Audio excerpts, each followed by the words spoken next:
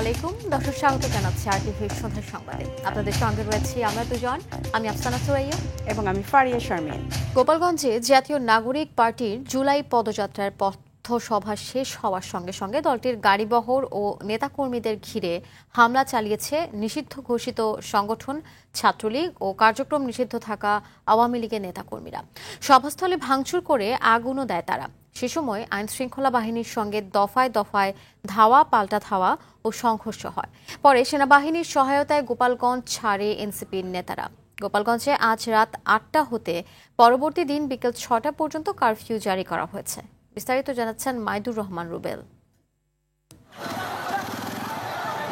এনসিপির পথসভা শেষে লাঠিসোঁটা নিয়ে হামলা চালায় নিষিদ্ধ ছাত্রলীগ সহ কার্যক্রম স্থগিত থাকা আওয়ামী লীগের কর্মী সমর্থকরা। চারদিক থেকে আটকে দেয় এনসিপি নেতাকর্মী ও পুলিশের গাড়ি। এ সময় পুলিশ ও সেনাবাহিনীর সদস্যরা সাউন্ড গ্রেনেড ও ফাঁকা গুলি ছুড়ে পরিস্থিতি নিয়ন্ত্রণের চেষ্টা করেন। এনসিপির নেতাকর্মীরা অন্য দিক দিয়ে গাড়ি ঘুরিয়ে ঘটনাস্থল ত্যাগ করেন।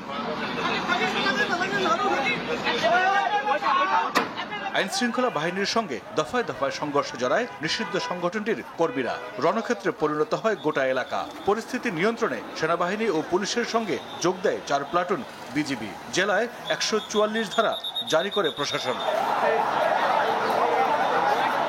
হামলার পর এনসিপির মুখ্য সমন্বয়ক নাসিরউদ্দিন পাটোয়ারি সাংবাদিকদের কাছে অভিযোগ করেন, দেশে আওয়ামী লীগের সব নেতাকর্মী গোপালগঞ্জে অবস্থান নিয়েছে এবং সেখানে নিজেদের একটা ক্যান্টনমেন্ট বানিয়েছে। নিষিদ্ধ ছাত্রলীগ, যুবলীগ ও আওয়ামী লীগের সন্ত্রাসীরা সেখানে অবস্থান নিয়েছে। সকাল থেকে তারা এনসিপির উপর মুহুর্মুহুর হামলা করছে। এর আগে দুপুর 1:45টার দিকে এনসিপির সমাবেশস্থল ভাঙচুর করে হামলাকারীরা। তারা মঞ্চের চেয়ার ভাঙচুর করেন, ব্যানার ছিঁড়ে ফেলেন। সে সময় আশপাশে থাকা পুলিশ সদস্যরা দ্রুত আদালত চত্বরে ঢুকে পড়েন। এরপর সেখানেই জুলাই পদযাত্রার পথসভা করেন এনসিপি নেতারা। সভায় বক্তব্য রাখেন আহ্বায়ক নাহিদ ইসলাম সহ কেন্দ্রীয় নেতারা। এর আগে গোপালগঞ্জ সদরে উপজেলা নির্বাহী কর্মকর্তার গাড়িবহরে হামলা ও ভাঙচুর, পুলিশের গাড়িতে আগুন দেয় নিষিদ্ধ ঘোষিত সংগঠন ছাত্রলীগ। এই ঘটনায় 7 জনকে গ্রেফতার করা হয়েছে বলে জানিয়েছে পুলিশ। মাইদুর রহমান রুবেল, আরটিভি। গোপালগঞ্জে জাতীয় নাগরিক পার্টি এনসিপির সমাবেশ ও গাড়ি বহরে আওয়ামী লীগ ও নিষিদ্ধ সংগঠন ছাত্রলীগ সন্ত্রাসীদের হামলার প্রতিবাদে সারা দেশে ব্লকেট কর্মসূচি ঘোষণা করেছে জাতীয় যুব শক্তি। বিকেলে এনসিপির সমর্থকরা শাহবাগে জড়ো হয়ে ব্লকেট কর্মসূচি পালন করে শিক্ষার্থীরা। একই সময়ে মিরপুর 10 নম্বর চত্বর, উত্তরা ও যাত্রাবাড়ির শিক্ষার্থীরা রাস্তা অবরোধ করেন। জাহাঙ্গীরনগর বিশ্ববিদ্যালয়ের সামনে রাস্তা অবরোধ করে বিক্ষোভ করে শিক্ষার্থীরা। কুমিল্লায় কোটবাড়ি বিশ্ব রোডে, ঢাকা চট্টগ্রাম মহাসড়ক, সিরাজগঞ্জ যমুনা সেতু মহাসড়কে ব্লকেট কর্মসূচি পালন করে এনসিপির নেতাকর্মীরা। এদিকে সড়ক ছেড়ে দিয়ে রাস্তার পাশে কর্মসূচি পালনের আহ্বান জানিয়েছে এনসিপির আহ্বায়ক নাহিদ ইসলাম।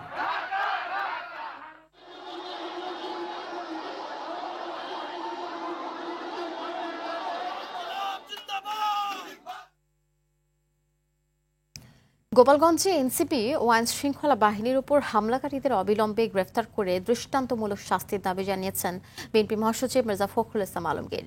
গণমাধ্যমে পাঠানো বিবৃতিতে তিনি এ দাবি জানান। তিনি বলেন, আওয়ামী লীগ ও তাদের দোসররা মরণ কামড় দিয়ে দেশে অরাজক পরিস্থিতি সৃষ্টির জন্য মাথাচাড়া দিয়ে উঠেছে। তাদেরকে কঠোর হস্তে দমনের বিকল্প কোনো পথ নেই বলেও বিবৃতিতে উল্লেখ করেন বিএনপি মহাসচিব।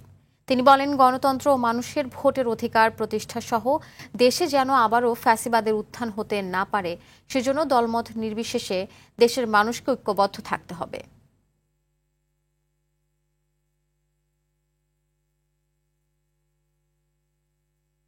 গোপালগঞ্জে এনসিপির শান্তিপূর্ণ সমাবেশে সংগঠনটির নেতাকর্মী, গণমাধ্যম কর্মী ও পুলিশ সদস্যদের উপর হামলার নিন্দা জানিয়েছে অন্তর্বর্তী সরকার। এক বিবৃতিতে সরকার জানায়, অভিযোগের ভিত্তিতে নিষিদ্ধ ছাত্রলীগ এবং আওয়ামী লীগের এমন অপরাধ শাস্তিযোগ্য অপরাধ। কোনো অবস্থাতেই দোষীদের ছাড় দেওয়া হবে না বলে হুঁশিয়ারি দেওয়া হয়েছে বিবৃতিতে। বিপ্লবী আন্দোলনের 1 বছর পূর্তি উপলক্ষে তরুণ নাগরিকদের শান্তিপূর্ণভাবে সমাবেশে বাধা দেওয়া মৌলিক অধিকারের লজ্জাজনক লঙ্ঘন বলেও বিবৃতিতে উল্লেখ করা হয়। সেনাবাহিনী এবং পুলিশের তাৎক্ষণিক হস্তক্ষেপের প্রশংসা করা হয় বিবৃতিতে।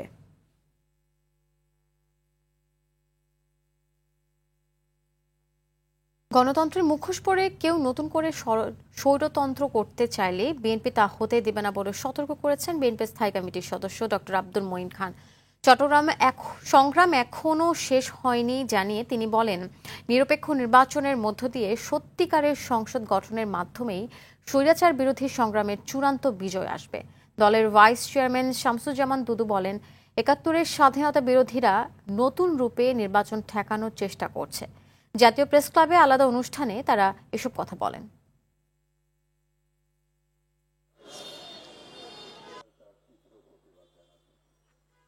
গণতন্ত্রে যে উত্তরণ, সেই উত্তরণের একটি মাত্র প্রক্রিয়া আছে। সেই প্রক্রিয়াটি কি? সেই প্রক্রিয়ার নাম হচ্ছে একটি সুষ্ঠু নিরপেক্ষ নির্বাচন। গণতন্ত্রের মুখোশ পরে কেউ যদি দেশে স্বৈরতন্ত্র করতে চায়, সেটা বিএনপি হতে। ঐক্যের জন্য অশালীন বক্তব্য, চরিত্র হনন ও ব্যক্তিগত আক্রমণ থেকে সবাইকে সরে আসতে হবে বলে মনে করেন বিএনপির স্থায়ী কমিটির সদস্য আমির খসরু মাহমুদ চৌধুরী। দুপুরে রাজধানীর একটি ৫ তারকা হোটেলে নতুন একটি গণমাধ্যমের উদ্বোধনী অনুষ্ঠানে তিনি এই কথা বলেন। বিভিন্ন রাজনৈতিক দলের শীর্ষ নেতাদের নিয়ে এটি উদ্বোধন করেন জুলাই অভ্যুত্থানের শহীদ পরিবার ও আহতরা।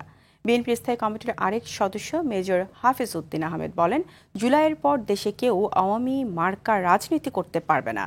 অনুষ্ঠানে মহিলা ও শিশু বিষয়ক উপদেষ্টা শারমিন এস মুর্শিদ, জামায়াতে ইসলামের সহকারী সেক্রেটারি জেনারেল এহসানুল মাহবুব জোবায়ের সহ আরও অনেকেই বক্তৃতা করেন। যে অক্ষ ছিল, সেই অক্ষটা যাতে আমরা হারিয়ে না ফেলি। আজ থেকে কয়েক বছর আগে এই দেশে আর হাসিনার জন্ম হবে না। এই দেশে স্বৈরাচার কখনোই আর, আওয়ামী লীগ মার্কা স্বৈরাচার এই দেশে আর রাষ্ট্র ক্ষমতায় কখনোই আসতে পারবে না। যদি রাজনৈতিক দলসমূহ ভুল পথে যায়, আধিপত্যবাদের দোসর হয়, কিংবা আবার শেখ হাসিনার মতো হয়ে জনগণের উপরে অত্যাচারের স্টিম রোলার চালাতে চায়, তাহলে এই দেশের জনগণ অতি দ্রুত তাদেরকে প্রতিরোধ করবে। এটি বোঝার মতো বুদ্ধি রাজনৈতিক দলসমূহের আছে। এবং ভিন্ন মত পোষণ করে যদি আমরা একে অপরের প্রতি সম্মান জানাতে পারি, সহাবস্থানের রাজনীতি করতে পারি, তাহলে আমাদের ওই জায়গাগুলোতে ঐক্য রাখতে অসুবিধা হবে না। চরিত্র হনন, ব্যক্তিগত আক্রমণ, এগুলোর থেকে সরে গিয়ে আমরা যদি আমাদের প্রত্যেকটি দলের যার যার নীতি আদর্শ আছে তার প্রতি আমরা সেই জায়গাগুলো প্রমোট করি।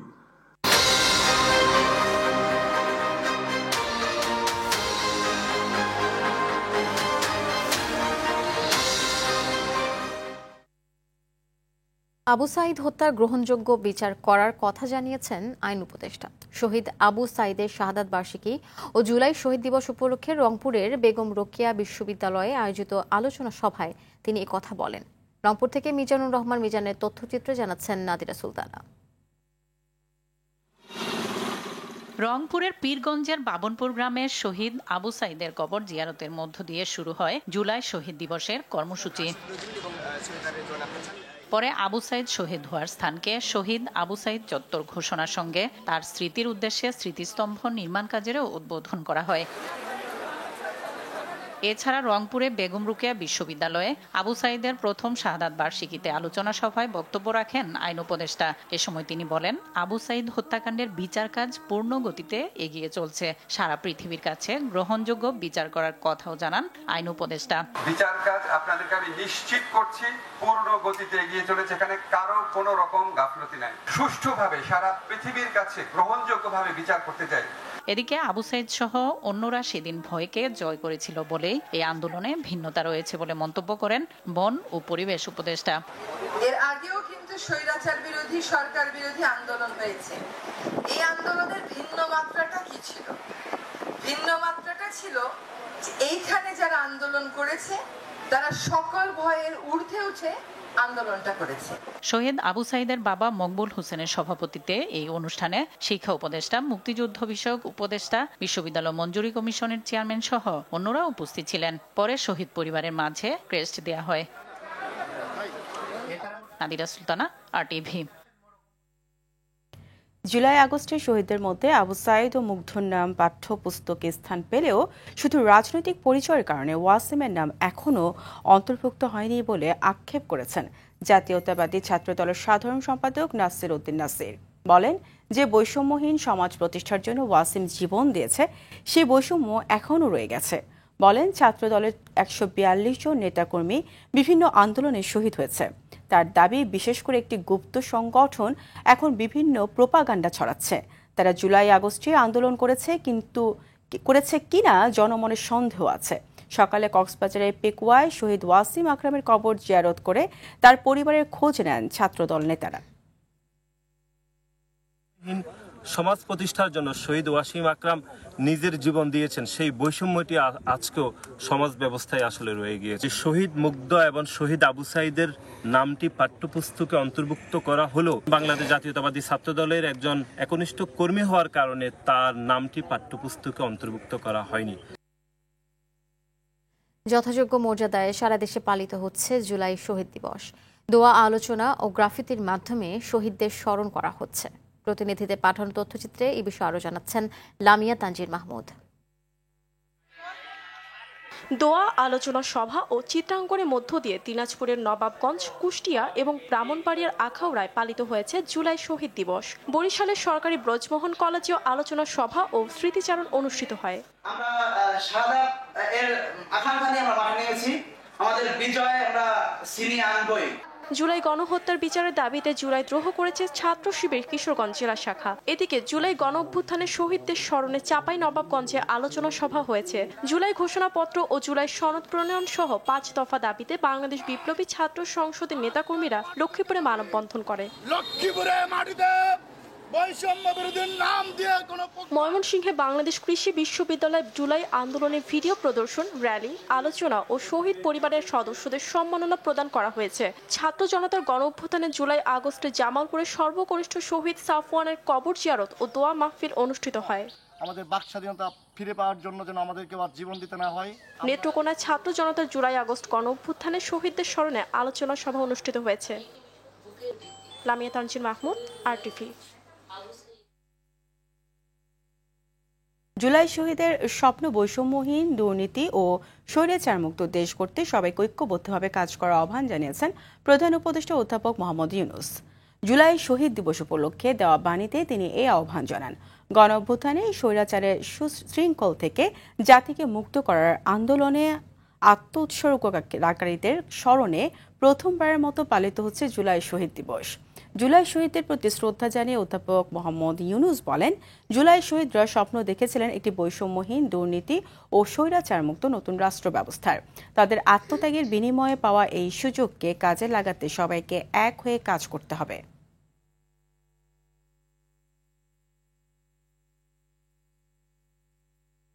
আশুলিয়ায় হত্যার পর 6 লাশ পোড়ানো মামলায় সাবেক এমপি সাইফুল সহ পলাতক 8 আসামিকে হাজির হতে পত্রিকায় বিজ্ঞপ্তি প্রকাশের নির্দেশ দিয়েছে আন্তর্জাতিক অপরাধ ট্রাইব্যুনাল। ডিসেম্বরের মধ্যে জুলাই আগস্টে হত্যাযজ্ঞের মাস্টারমাইন্ডের বিচার শেষ করার আশা জানিয়েছেন চিফ প্রসিকিউটর মোহাম্মদ তাজুল ইসলাম। আরও জানাচ্ছেন GM মাহমুদ।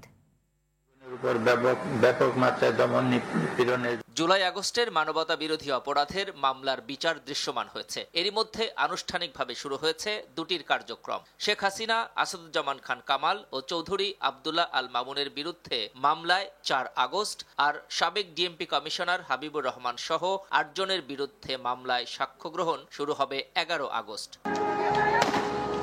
এছাড়া জুলাই গণঅভ্যুত্থানের প্রথম শহীদ আবু সাইদ হত্যা ও আশুলিয়ায় হত্যার পর 6 লাশ পোড়ানো মামলার বিচার শুরু হচ্ছে আগামী মাসে। যাত্রাবাড়ি, রামপুরা ও উত্তরার মামলার তদন্তও চলছে জোরে সোরে।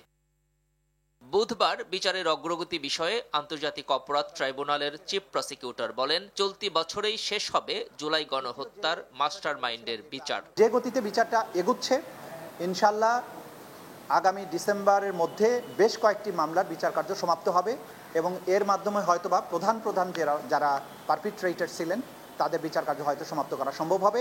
এদিন আশুলিয়ায় হত্যার পর 6 লাশ পোড়ানো মামলায় গ্রেপ্তার 8 জনকে ট্রাইব্যুনালে আনা হয়। শুনানি শেষে সাভারের সাবেক এমপি সাইফুল ইসলাম সহ পলাতক 8 আসামিকে হাজির হতে পত্রিকায় বিজ্ঞপ্তি প্রকাশের নির্দেশ দেয় আদালত। পত্রিকার বিজ্ঞপ্তির মাধ্যমে তাদেরকে জানিয়ে দেওয়া হবে যে আগামী 28শে জুলাইয়ের মধ্যে যেন তারা আদালতে উপস্থিত হন 28 জুলাই তারিখে যদি তারা আদালতে উপস্থিত হতে ব্যর্থ হন, সেদিন থেকে তাদের অনুপস্থিতিতে বিচার কার্য পরিচালিত হবে। এদিকে সকালে যাত্রাবাড়িতে সাংবাদিক মেহেদী সহ 2টি হত্যা মামলায় সাবেক এমপি কাজী মনিরুল ইসলাম মনুকে গ্রেপ্তার দেখানো হয়। এছাড়া রাজমিস্ত্রি রাসেল সহ অন্য 2 হত্যা মামলায় সাবেক স্বরাষ্ট্র সচিব জাহাঙ্গীর আলমের 8 দিনের রিমান্ড মঞ্জুর করেছে মেট্রোপলিটন ম্যাজিস্ট্রেট আদালত। GM Mahmud, RTV, Dhaka. 16 জুলাই 2024 দেশের বিভিন্ন স্থানে নিরস্ত্র কোটা সংস্কার আন্দোলনকারীদের উপর বর্বর হামলা চালায় ছাত্রলীগ, যুবলীগ ও কতিপয় পুলিশ। এতে রংপুরে বেগম রোকেয়া বিশ্ববিদ্যালয়ের শিক্ষার্থী আবু সাইদ, চট্টগ্রাম কলেজ ছাত্রদলের যুগ্ম আহ্বায়ক ওয়াসিম আকরাম সহ 6 জন নিহত হন। সেদিন পাবলিক বিশ্ববিদ্যালয়ের সাথে মাঠে নেমে আসে বেসরকারি বিশ্ববিদ্যালয় ও স্কুল কলেজের শিক্ষার্থীরা। আন্দোলন দমাতে কঠোর হয় স্বৈরাচার সরকার। অনির্দিষ্টকালের জন্য বন্ধ ঘোষণা করে সব শিক্ষা প্রতিষ্ঠান। সেদিনের উত্তাল আন্দোলনের কথা জানাচ্ছেন জাহিদ রহমান। 16 জুলাই সকাল 11টা বাড্ডা রামপুরা সড়ক অবরোধ করে বেসরকারি বিশ্ববিদ্যালয়ের শিক্ষার্থীরা। আন্দোলনে যোগ দেয় বিভিন্ন স্কুল কলেজের শিক্ষার্থীরাও।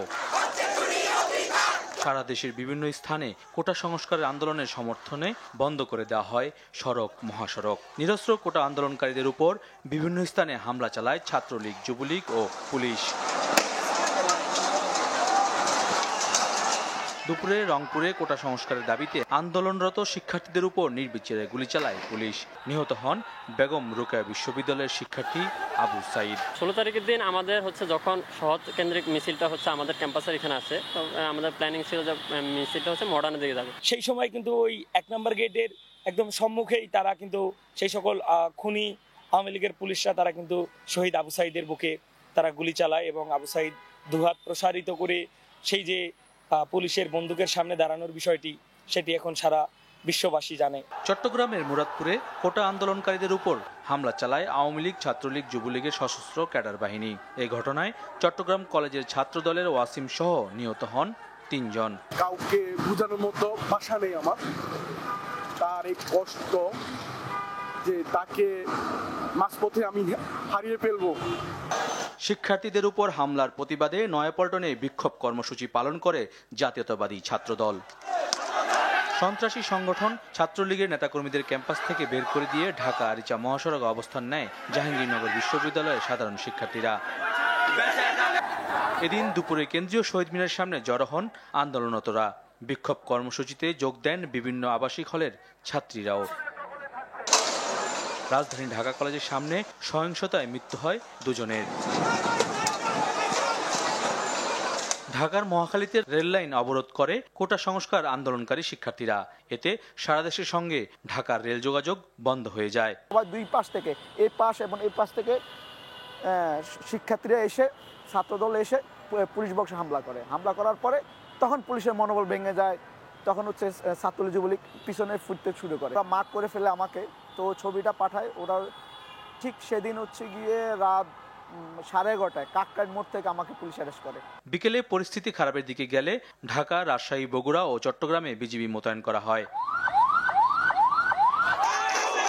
কোটা সংস্কারের শিক্ষার্থীদের চলমান আন্দোলন দমাতে অনির্দিষ্টকালের জন্য বন্ধ ঘোষণা করা হয় সব শিক্ষা প্রতিষ্ঠান। জাহিদ রহমান, RTV। সোহাগ হত্যায় রাজনৈতিক সম্পৃক্ততা নেই বলে জানিয়েছেন ডিএমপি কমিশনার শেখ মোহাম্মদ সাজ্জাদ আলী। দুপুরে ডিএমপি মিডিয়া সেন্টারে এক সংবাদ সম্মেলনে এই কথা জানান তিনি। জানান এই ঘটনায় পাথর নিক্ষেপকারী রিজওয়ান উদ্দিন অভিকে পটুয়াখালী থেকে গ্রেফতার করা হয়েছে। এমন ঘটনা যাতে না ঘটে তার জন্য আইনানুগ ব্যবস্থা গ্রহণ করা হবে বলে জানান পুলিশ কমিশনার। দীপ্তচন্দ্র পালের রিপোর্টে বিস্তারিত। গত 9 জুলাই মিটফোর্ড হাসপাতালের 3 নম্বর ফটকের সামনে সোহাগকে প্রকাশ্যে পাথর দিয়ে শরীর ও মাথা থেতলে হত্যা করে দুর্বৃত্তরা। পরে এই ঘটনায় তার বোন বাদী হয়ে 10 জুলাই 19 জনকে আসামি করে মামলা করেন। মামলার পর তদন্তে নামে আইনশৃঙ্খলা বাহিনী একে একে 9 জন আসামিকে গ্রেপ্তার করে। 15 জুলাই তাকে পটুয়াখালী জেলা হতে গ্রেপ্তার করা হয়। প্রাথমিক জিজ্ঞাসাবাদে জানা যায় তার নাম মোহাম্মদ রিজওয়ান উদ্দিন অভি। এই ঘটনায় পাথর নিক্ষেপকারী 2 জন সহ মোট 9 জন আসামিকে গ্রেফতার করা হয়েছে। ডিএমপি কমিশনার শেখ মোহাম্মদ সাজ্জাদ আলী জানান, সোহাগ হত্যায় কোনো রাজনৈতিক সম্পৃক্ততা নেই, ব্যবসায়িক দ্বন্দ্বেই ঘটেছে এই হত্যাকাণ্ড। যে কোনো নাগরিক এই দেশের তিনি যে কোনো রাজনৈতিক দলের সদস্য, কর্মী, নেতা হতেই পারেন, সেটা ভিন্ন প্রসঙ্গ, সেটার সাথে এই ঘটনার তো কোনো সংশ্লিষ্টতা নেই। এরা আগে থেকেই পূর্ব পরিচিত, উভয় পক্ষই কিন্তু একে অপরকে চিনে, একে অপরকে জানে এবং এলাকারই তারা ওই ব্যবসায়িক দ্বন্দ্ব এবং কোন্দল থেকেই হত্যাকাণ্ড সংঘটিত হয়েছে। হত্যাকাণ্ডে জড়িত বাকিদের গ্রেপ্তারের চেষ্টা চলছে। নারকীয় ঘটনার সঙ্গে জড়িতদের দৃষ্টান্তমূলক শাস্তি দেয়া হবে বলেও জানান ডিএমপি কমিশনার। এই নারকীয় হত্যাকাণ্ডের সাথে জড়িত সকলকেই আমরা আইনের আওতায় নিয়ে আসব। দীপ্তচন্দ্র পাল, RTV, ঢাকা। দর্শক সংবাদে এই পর্যায়ে নিচ্ছে হাইসেন্স সংবাদ বিরতি। ফিরে এসে আরো যা থাকছে।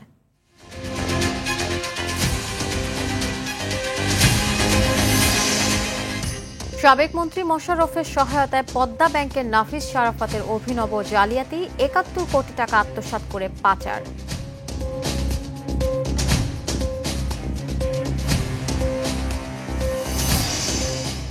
এবং সীমান্তে হামলা নিয়ে নমনীয় নয় সরকার, পুশিন নিয়ে ভারতের সঙ্গে আলোচনা করে সমাধান চায় বাংলাদেশ।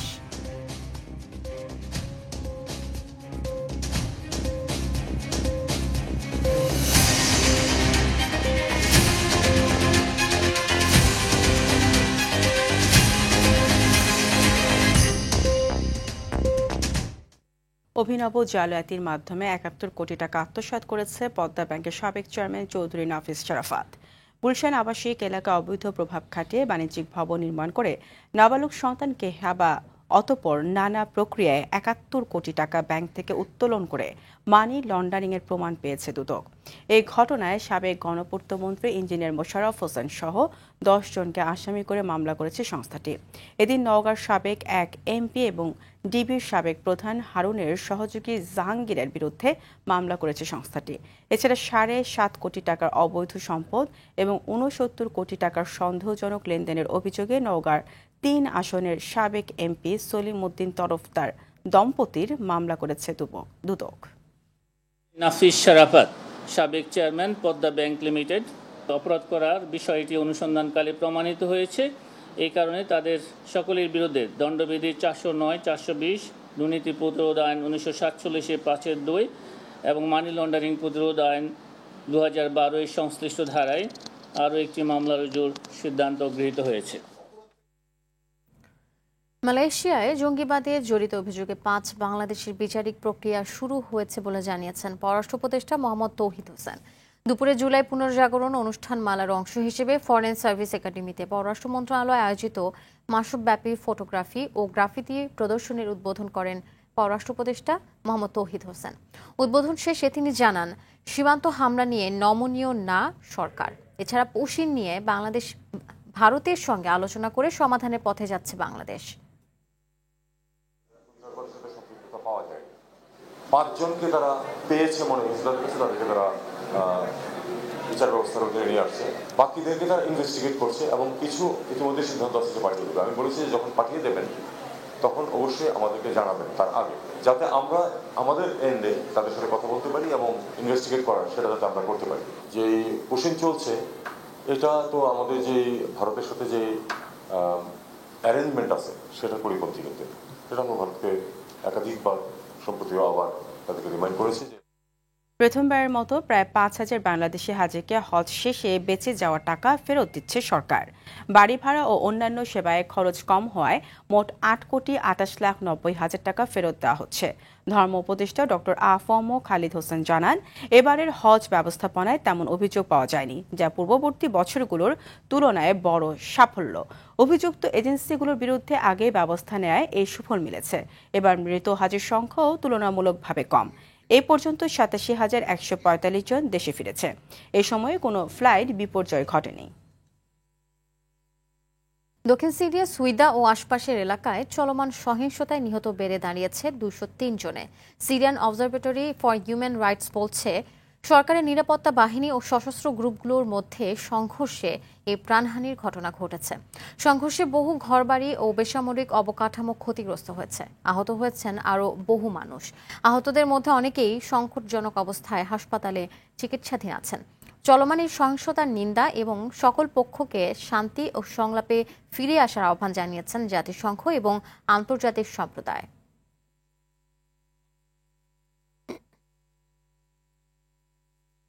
সুদানের শিশু, গর্ভবতী নারী সহ অন্তত ৩০০ জনকে হত্যার অভিযোগ এনেছে দেশটির মানবাধিকার আইনজীবীদের একটি দল। দেশটির আধা সামরিক বাহিনী র্যাপিড সাপোর্ট ফোর্সেস বা RSF এর বিরুদ্ধে এই অভিযোগ করা হয়। উত্তর কোরদাফন রাজ্যের বিভিন্ন গ্রামে হামলা চালিয়েও আগুন ধরিয়ে তাদের হত্যা করা হয়। সুদানের পশ্চিমাঞ্চলে দেশটির সেনাবাহিনী ও RSF এর মধ্যে ভয়াবহ সংঘর্ষ চলছে। এর মধ্যে গেল সোমবার রাতে ইমার্জেন্সি লয়ার্স নামের সংগঠনটি এক বিবৃতিতে এই অভিযোগ করে। ইউরেনিয়াম সমৃদ্ধকরণ বন্ধের শর্তে যুক্তরাষ্ট্রের সঙ্গে কোনো আলোচনা নয় বলে ওয়াশিংটনকে সাফ জানিয়ে দিয়েছেন তেহরান। সম্প্রতি ইরান ও যুক্তরাষ্ট্র পরমাণু কর্মসূচি নিয়ে কয়েক দফা আলোচনা করলেও চুক্তিতে পৌঁছানো যায়নি। আর এরই প্রেক্ষাপটে তেহরান জানিয়েছে শান্তিপূর্ণ কাজে পারমাণবিক শক্তি ব্যবহারের অধিকার থেকে তারা কোনোভাবেই সরে আসবে না। আর ইরানের সর্বোচ্চ নেতা আয়াতুল্লাহ আলী খামেনির উপদেষ্টা আলী বেলায়েতি বলেছেন সমৃদ্ধকরণ কার্যক্রম বন্ধের শর্তে কোনো আলোচনা নয়। ইরানের প্রেসিডেন্ট মাসুদ পেজেশকিয়ান অবশ্য সম্প্রতি বলেছেন আলোচনার সব পথ খোলা আছে। ইরান সবসময় কূটনীতি ও গঠনমূলক আলোচনাকে সমর্থন করে। গাজার খান ইউনিসে এক ত্রাণ কেন্দ্রে ভিড়ে চাপা পড়ে আরও ২০ জনের মৃত্যু হয়েছে। বুধবার বিতর্কিত ত্রাণ সংস্থা GHF এর ত্রাণ কেন্দ্রে এই ঘটনা ঘটে। এর আগে মঙ্গলবার গাজার বিভিন্ন প্রান্তে ইসরায়েলি হামলায় কমপক্ষে ৬১ জন প্রাণ হারায়। এদিকে সিরিয়ার প্রতিরক্ষা মন্ত্রণালয়ের সদর দপ্তরে বিমান হামলা চালিয়েছে ইসরায়েল। এর মধ্য দিয়ে নতুন আরেকটি ফ্রন্টে যুদ্ধ শুরুর আশঙ্কা দেখা দিয়েছে। দেশটিতে চলমান দ্রুজ জাতি ও বেদুইনদের সংঘাতে দ্রুজদের অধিকার রক্ষার্থে এই হামলা বলে দাবি তেল আবিবের। গেল সোমবার সিরিয়ার সরকারি বাহিনী ও দ্রুজ গোষ্ঠী যুদ্ধবিরতি ঘোষণা দিলেও কয়েক ঘন্টার মধ্যেই তা লঙ্ঘন করে দুপক্ষ। সিরিয়ায় বাশার আল আসাদ পরবর্তী নতুন করে শুরু হওয়া এই সাম্প্রতিক সংঘাতে এখন পর্যন্ত ৭০ জন নিহত হয়েছে। বাংলাদেশের বিপক্ষে ৩ ম্যাচ টি-20 সিরিজ খেলতে ঢাকা এসেছে পাকিস্তান ক্রিকেট দলের প্রথম বহর। হযরত শাহজালাল আন্তর্জাতিক বিমানবন্দরে সকালে অবতরণ করে পাকিস্তান দলের বেশিরভাগ ক্রিকেটার। বিকেলে আসেন দলের বাকি সদস্যরা। আগামী ২০ জুলাই সিরিজের প্রথম টি-20তে বাংলাদেশের মুখোমুখি হবে সালমান আগার দল। এরপর ২২ জুলাই দ্বিতীয় ও ২৪ জুলাই সিরিজের শেষ ম্যাচটি অনুষ্ঠিত হবে। সব ম্যাচ হবে মিরপুর শেরে বাংলা স্টেডিয়ামে।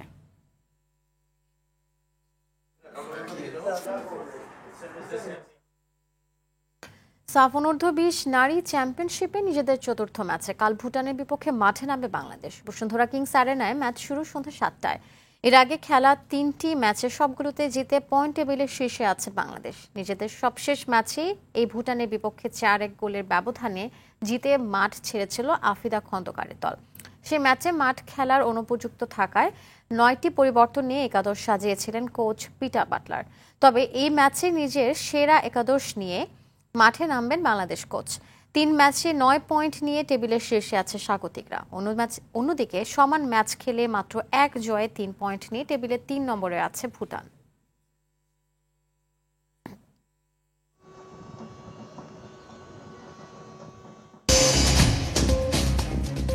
দর্শক, সন্ধ্যা সংবাদ এ পর্যন্তই। রাতের সংবাদ 11:15টায় দেখার আমন্ত্রণ রইল। ধন্যবাদ সবাইকে। ধন্যবাদ।